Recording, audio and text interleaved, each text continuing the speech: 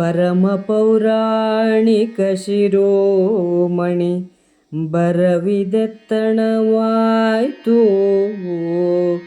ಕೌತುಕ ವರಕಥಾ ಪೀಯೂಷ ಸಾರ ವಿಶೇಷ ಏನುಂಟು.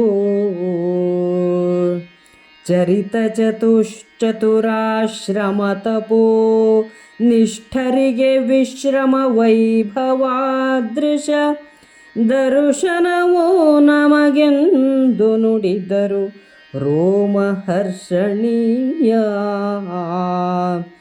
ಆಗ ಶೌನಕನೇ ಮೊದಲಾದವರು ವ್ಯಾಸರ ಶಿಷ್ಯನಾದ ಸೂತನೆಂಬ ಹೆಸರುಳ್ಳ ರೋಮಹರ್ಷಣಿಗೆ ಹೀಗೆಂದು ಹೇಳಿದರು.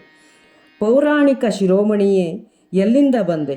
ಕುತೂಹಲಕರವಾದ ಕಥಾಮೃತ ಸಾರವು ಏನಾದರೂ ಇದೆಯೇ?